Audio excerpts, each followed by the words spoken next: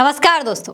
एक तरफ कांग्रेस महासचिव जयराम रमेश ने ऐलान कर दिया है कि इंडिया गठबंधन के प्रधानमंत्री पद के उम्मीदवार के नाम का ऐलान चुनाव परिणाम आने के 2 दिन के अंदर हो जाएगा, तो वहीं दूसरी तरफ राहुल गांधी ने भी पूरे कॉन्फिडेंस के साथ कह दिया है कि 4 तारीख का रिजल्ट सभी को चौंका देगा। यानी कि कुछ ना कुछ ऐसा जरूर होने वाला है जिसकी उम्मीद किसी ने भी नहीं की हुई है। अब सवाल उठ रहा है कि आखिर इंडिया गठबंधन किसको अपना प्रधानमंत्री पद का उम्मीदवार बनाने वाला है? कहीं वो राहुल गांधी ही तो नहीं है? कहीं ऐसा तो नहीं है कि इंडिया गठबंधन ने राहुल गांधी को प्रधानमंत्री चुन लिया है? असल में दोस्तों, जब जयराम रमेश से इंडिया ब्लॉक के पीएम चेहरे को लेकर सवाल पूछा गया तो उन्होंने कहा कि ये चुनाव है, कोई ब्यूटी कॉन्टेस्ट तो है नहीं, इसलिए भारत के पास नरेंद्र मोदी के खिलाफ प्रधानमंत्री पद का कोई उम्मीदवार नहीं है। हालांकि उन्होंने ये भी कह दिया है कि 4 जून को जनादेश मिलने के बाद प्रधानमंत्री का चयन कुछ ही घंटों के अंदर हो जाएगा और 2 दिन के अंदर ऐलान भी कर दिया जाएगा। अभी लोकसभा चुनाव अपने अंतिम चरण की ओर बढ़ रहा है और केवल 2 ही चरणों की वोटिंग बची हुई है, इसीलिए अभी ऐसा कोई ऐलान कांग्रेस की तरफ से नहीं किया गया है।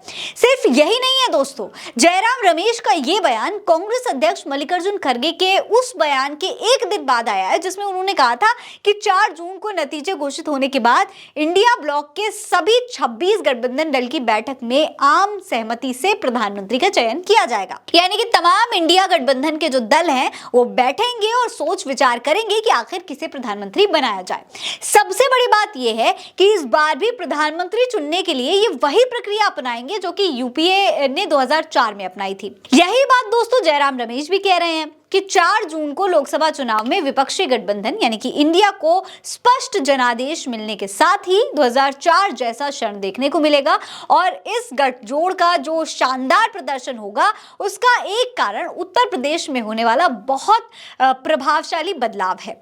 यानी कि जो भी होगा उसका असर उत्तर प्रदेश की राजनीति पर पड़ेगा और वहीं से ये बदलाव शुरू भी होगा। रही बात राहुल गांधी की, तो राहुल गांधी रायबरेली सीट से चुनाव लड़ रहे हैं, यूपी की सीट है और कांग्रेस का गढ़ भी रहा है।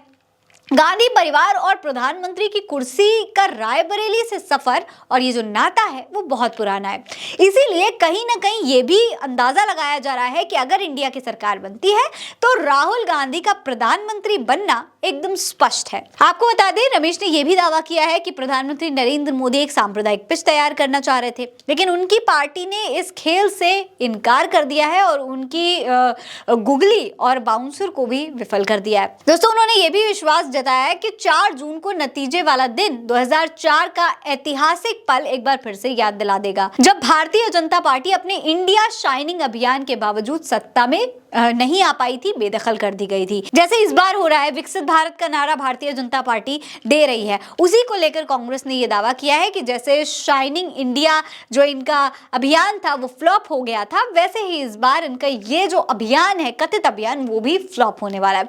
उधर राहुल गांधी क्या कह रहे हैं आपको वो भी सुन लेना चाहिए, सुनिए। हमारा जो रिजल्ट आएगा वो आप सबको सरप्राइज करेगा। इंडिया की सरकार बन रही है। Thank you very much. तो दोस्तों देखा, राहुल गांधी ने पूरे कॉन्फिडेंस के साथ कह दिया है कि इंडिया गठबंधन की सरकार बन रही है और 4 तारीख को कुछ ना कुछ बड़ा खेल जरूर होने वाला है, जिसकी उम्मीद किसी को भी नहीं है, जिससे भारतीय जनता पार्टी की जो राजनीति है वो पूरी तरीके से डगमगा सकती है। दोस्तों, कांग्रेस का और इंडिया गठबंधन का ये कॉन्फिडेंस कहीं ना कहीं भारतीय जनता पार्टी की टेंशन बढ़ा तो जरूर रहा है। आपको क्या लगता है? अपनी राय में कमेंट सेक्शन के लिखकर जरूर बताइएगा। ये खबर आप उल्टा चश्मा यूसी पर देख रहे हैं। नमस्कार।